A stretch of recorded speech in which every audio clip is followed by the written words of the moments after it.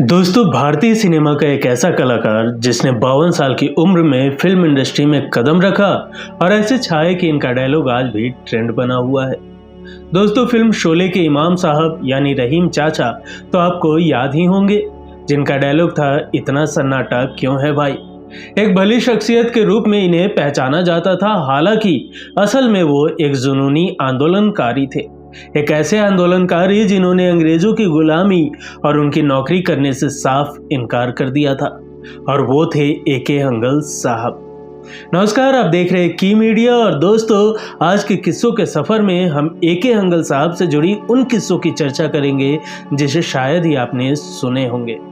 क्या आप मानेंगे कि ए.के. हंगल साहब अंग्रेजों द्वारा की गई हत्याओं के चश्मदीद गवाह रहे? क्यों इन्हें पाकिस्तान के कराची जेल में 2 साल के लिए बंद कर दिया गया? क्यों अपनी पुश्तैनी घर को छोड़कर दर दर की ठोकरें खानी इन्हें पड़ी? जिस आजादी के लिए इन्होंने अपना खून बहाया, कैसे उसी आजादी ने छीन लिया इनका सब कुछ? क्यों बाला साहब ठाकरे ने इन्हें देशद्रोही बताकर फिल्मों में बैन करवा दिया? और क्यों कई महीनों तक घर में बंद रहे हंगल साहब? और कैसे आर्थिक तंगी में हुई इनकी दर्दनाक मौत? जानेंगे और भी बहुत कुछ, लेकिन उससे पहले अगर अभी तक आपने इस चैनल को सब्सक्राइब नहीं किया है तो प्लीज सब्सक्राइब कर ले। 1 फरवरी 1914 को ए.के. हंगल उर्फ अवतार किशन हंगल का जन्म गुलाम भारत में कश्मीरी पंडितों के घर सियालकोट, पंजाब में हुआ। ए.के. हंगल के पिता और दादाजी ब्रिटिश राज में बड़े अधिकारी पद पर थे। उनका परिवार पेशावर में बड़े आलीशान घर में रहता था। रिपोर्ट्स की माने तो ए.के. हंगल के जन्म से पहले उनकी मां अपने मायके चली गई थी। ए.के. हंगल का जन्म 1 फरवरी 1914 को उनके मामा के घर सियालकोट में एक कश्मीरी पंडित परिवार में हुआ।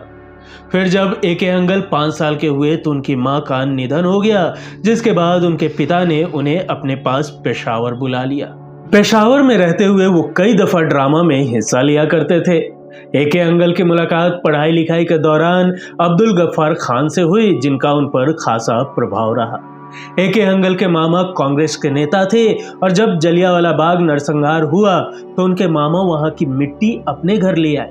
इन सब घटनाओं ने उन पर बड़ा असर छोड़ा।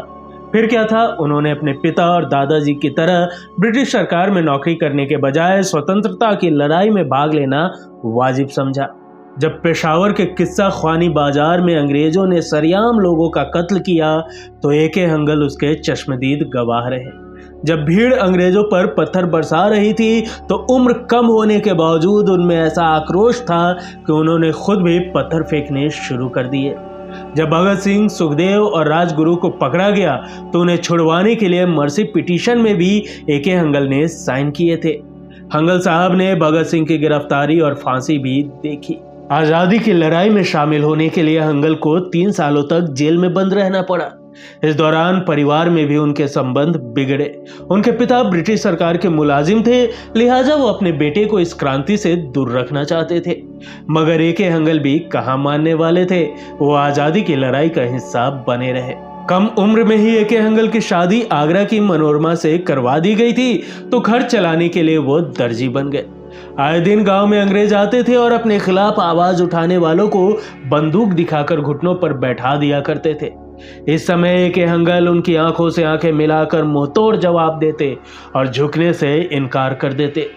उनके हौसलों से दूसरे साथियों को भी जोश मिलता था। 1946 में जब उनके पिता रिटायर हुए तो पूरा परिवार पेशावर से कराची आ गया। यहाँ भी ए.के. हंगल ने आज़ादी की लड़ाई में हिस्सा लिया। काफ़ी मशक्क़तों के बाद आखिरकार भारत आज़ाद हुआ, लेकिन फिर भारत पाकिस्तान बंटवारे के दंगे शुरू हो गए। ए.के. हंगल का परिवार कराची में ही रुका रहा। कराची में ए.के. हंगल ने इप्टा यानी Indian people theatre association join कर लिया, जहां उनकी दोस्ती कैफी आजमी और बलराज साहनी से हुई। वो कम्युनिस्ट थे, तो उनकी विचारधारा से नाराज होकर 1947 में अंग्रेजों ने उन्हें कराची जेल में बंद कर दिया। 1949 में जेल से निकलने के बाद ए.के. हंगल ने पाकिस्तान छोड़ने का फैसला कर लिया। वो बॉम्बे आकर बस गए। यहाँ एक चौल में रहते थे और कमाई के लिए टेलरिंग का काम किया करते थे। चौल में रहते हुए जब उन्होंने देखा कि यहाँ कई दिक्कतें हैं, तो उन्होंने इससे निपटने के लिए किराएदारों का एक संघ बना दिया, जो मिलकर दिक्कतों को हल किया करते थे। ऐसे ही उन्होंने दर्जी का काम करते हुए टेलरिंग वर्कर्स यूनियन का भी गठन किया। बॉम्बे में बड़े स्तर पर प्ले होते थे, जिन्हें देखकर उनकी दोबारा नाटकों में हिस्सा लेने की रुचि जाग उठी। यहाँ उन्होंने थिएटर का हिस्सा बनकर 1949 से 1965 तक कई बड़े प्ले में हिस्सा लिया। एक दिन प्ले करते हुए ए.के. हंगल पर डायरेक्टर बासु भट्टाचार्य की नजर पड़ी। उन्हें अदाकारी इस कदर पसंद आई कि उन्होंने तुरंत ए.के. हंगल को अपनी फिल्म तीसरी कसम में राज कपूर के बड़े भाई का रोल ऑफर कर दिया। ए.के. हंगल फिल्मों में आना ही चाहते थे, फिर जब सामने से राज कपूर के भाई का रोल मिला तो उन्होंने भी झट से हामी भर दी। फिल्म की शूटिंग शुरू हुई और ए.के. हंगल ने पूरी ईमानदारी से किरदार निभाया। वो खुद को बड़े पर्दे पर देखने के लिए उत्साहित थे, लेकिन फिल्म की रिलीज डेट टलती ही जा रही थी।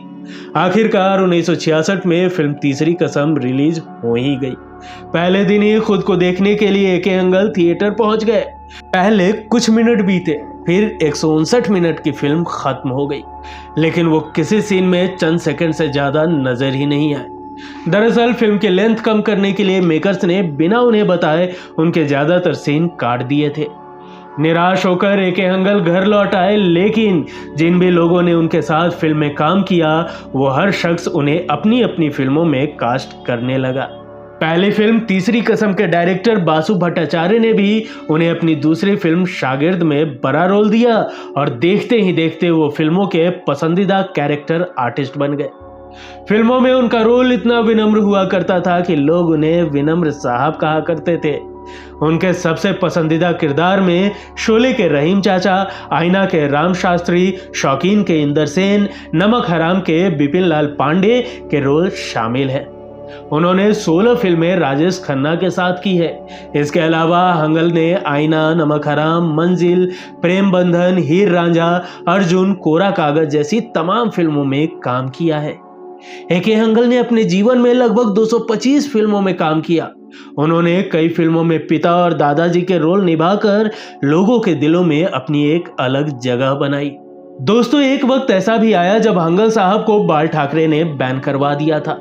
दरअसल वो मुंबई के पाकिस्तानी काउंसलर के ऑफिस में वीजा लेने गए थे। यहाँ पाकिस्तान का स्वतंत्रता दिवस सेलिब्रेट किया गया था, जिसमें वो भी शामिल हुए। इससे खफा होकर बाल ठाकरे जी ने उन्हें देशद्रोही बताते हुए फिल्म इंडस्ट्री में बैन करवा दिया था। हालांकि इसके पीछे सिर्फ यही एक कारण नहीं था। दरअसल दिलीप कुमार और ए.के. हंगल दोनों ही बंटवारे में पाकिस्तान को मिले हिस्से से भारत आए थे, लेकिन दोनों का ही हमेशा से लगाव पाकिस्तान से रहा, क्योंकि वो हिस्सा दोनों का जन्म स्थान था। एक वक्त दिलीप कुमार को पाकिस्तान सरकार की ओर से देश का सर्वोच्च नागरिक सम्मान निशाने इम्तियाज दिया जाना था। जैसे ही खबर भारत पहुंची तो शिवसेना ने इसका विरोध किया। उनके देश प्रेम और देशभक्ति पर सवाल उठाए गए। पार्टी प्रमुख बाल ठाकरे ने दिलीप कुमार से साफ कह दिया कि वो ये सम्मान लेने पाकिस्तान न जाए। बाल ठाकरे का उस समय वो दबदबा था कि किसी ने भी उनके खिलाफ कुछ नहीं कहा। तब ए.के. हंगल ने आवाज उठाई। उन्होंने कहा कि दिलीप साहब को पाकिस्तान जरूर जाना चाहिए, इससे दोनों देशों के संबंध भी ठीक हो सकते हैं। इस बयान का नतीजा यह निकला कि उल्टा ए.के. हंगल ही शिवसेना के निशाने पर आ गए। पार्टी ने फरमान जारी कर दिया कि अब से ए.के. हंगल की कोई भी फिल्म भारत में रिलीज नहीं होगी। अगर फिल्म इंडस्ट्री के लोग चाहते हैं कि उनकी फिल्में रिलीज हो तो ए.के. हंगल को अपनी फिल्म में ना ले। शिवसेना के आगे किसी की भी नहीं चली और वाकई उन्हें 2 सालों तक काम मिलना पूरी तरह से बंद हो गया। तब भी हंगल ने हिम्मत नहीं हारी और दोबारा दर्जी बनकर गुजारा करना शुरू कर दिया। विवादों के बाद लोग ए.के. हंगल को फिल्मों में लेने से झिझकने लगे। कुछ सालों बाद उन्हें 2001 की फिल्म लगान में शंभू काका का एक छोटा सा रोल मिला। फिल्म दिल मांगे मोर, पहेली और मिस्टर प्राइम मिनिस्टर बतौर अभिनेता उनकी कुछ आखिरी फिल्में रहीं। 2007 तक बढ़ती उम्र और बीमारियों के चलते उन्होंने काम करना लगभग बंद कर दिया था। साल 2007 में ए.के. हंगल 93 साल के थे और उनका इकलौता बेटा विजय भी तब तक 75 साल का हो चुका था। पत्नी गुजर चुकी थी और बेटा भी फोटोग्राफी के प्रोफेशन से रिटायर हो चुका था। ए.के. हंगल ने बिस्तर पकड़ लिया और उनके बेटे विजय के पास भी कोई काम नहीं था। जो छोटे मोटे काम उन्होंने किए उससे भी उनका घर चलाना मुश्किल हो गया। आर्थिक तंगी का ऐसा दौर आया कि ए.के. हंगल और उनके बेटे के पास इलाज के पैसे भी नहीं रहे और दोनों की हालत बिगड़ती जा रही थी। जब 20 जनवरी 2012 को एक मीडिया रिपोर्ट्स के जरिए उनकी आर्थिक तंगी की खबर देश भर में फैली तो कई लोग उनकी आर्थिक मदद के लिए आगे आए। महाराष्ट्र के तत्कालीन मुख्यमंत्री पृथ्वीराज चौहान ने खुद उनकी मदद की, साथ ही महाराष्ट्र नवनिर्माण सेना ने भी उनके घर जाकर उन्हें आर्थिक और मेडिकल असिस्टेंट दिया। ए.के. हंगल के बेटे विजय ने एक इंटरव्यू में बताया कि आर्थिक तंगी आने के बाद से ही उनके पिता ने घर से निकलना पूरी तरह से बंद कर दिया था। वो करीब 8 महीनों तक घर में ही बंद रहे थे। जब उनकी आर्थिक तंगी की खबर फैली तो उन्हें टीवी शो मधुबाला एक इश्क एक जुनून में काम मिल गया। वो सिर्फ इस शो की शूटिंग के लिए घर से बाहर निकलते थे। 97 साल की उम्र में वो व्हीलचेयर से सेट पर पहुंचते थे। साल 2011 की 8 फरवरी को ए.के. हंगल ने व्हीलचेयर पर बैठकर रियाज गाजी के लिए रैंप वॉक भी किया था। 16 अगस्त 2012 को ए.के. हंगल अपने घर में अकेले थे। उनके बेटे विजय की बैक इंजरी हुई थी, जिसकी सर्जरी के लिए वो खुद अस्पताल में थे। जब वो घर लौटे तो देखा कि ए.के. हंगल बाथरूम में बेसुध पड़े हैं। उन्हें तुरंत अस्पताल ले जाया गया, जहां पता चला कि उन्हें चेस्ट और ब्रीदिंग प्रॉब्लम है। 26 अगस्त को फिर उनकी हालत बिगड़ गई और उनके एक लंग की फंक्शनिंग बंद हो गई। उन्हें लाइफ सपोर्ट पर रखा गया। कुछ घंटों बाद ही उन्होंने दम तोड़ दिया। उनका अंतिम संस्कार अगले दिन पवन हंस श्मशान घाट में हुआ था। पर्दे पर पिता, दादा, चाचा, दोस्त, नौकर के तमाम किरदारों में मजबूर और निरीह दिखने वाले हंगल की असल जिंदगी भी आखिरी वक्त में कुछ वैसी ही हो चली थी। उन्होंने बॉलीवुड में नाम तो बहुत कमाया, लेकिन पैसा नहीं कमा सके। अपनी रोजमर्रा की जरूरतें पूरी करने का संघर्ष करते हुए हंगल इस दुनिया से रुखसत हो लिए। बॉलीवुड के शोर शराबे और चमक दमक में हंगल साहब के गुजर जाने का सन्नाटा कहीं दब गया। शायद तभी उनके आखिरी सफर पर बॉलीवुड के बड़े नामों की मौजूदगी नदारद थी। भले ही बॉलीवुड उन्हें भूल जाए, लेकिन हंगल साहब जैसे शख्सियत के अभिनय को भूलना इतना भी आसान नहीं है। इससे जुड़े चंद दिलचस्प किस्से हैं कि फिल्म नमक हराम में हंगल साहब ने ट्रेड यूनियन लीडर का रोल ऐसा निभाया कि एक पुलिस वाले को लगा कि वो सच में एक यूनियन लीडर है। इसके कारण उसने हंगल साहब के घर जाकर उन्हें एक यूनियन शुरू करने के बारे में कई सवाल किए। इस पर उन्होंने कहा कि वो बस एक्टर है, उनका यूनियनों से कोई लेना देना नहीं है। एक किस्सा ये भी है कि जब हंगल साहब ने फिल्म शौकीन में एक ग्रे शेड का अवतार किया था, इसके चलते उन्हें लोग बुरे कैरेक्टर का समझने लगे थे। फिल्म के रिलीज होने के बाद दिल्ली में वो एक बड़े होटल में डिनर कर रहे थे। इसके बाद उन्हें कार से दोस्त के घर जाना था। ये काम एक लड़की को दिया गया और उस लड़की ने अपने बॉस को ये कहते हुए मना कर दिया कि उन्होंने शौकीन फिल्म देखी है। मतलब वो उन्हें सच में बुरा आदमी समझ बैठी थी। इसके बाद होटल के मैनेजर ने किसी और को उन्हें छोड़ने का काम दिया था।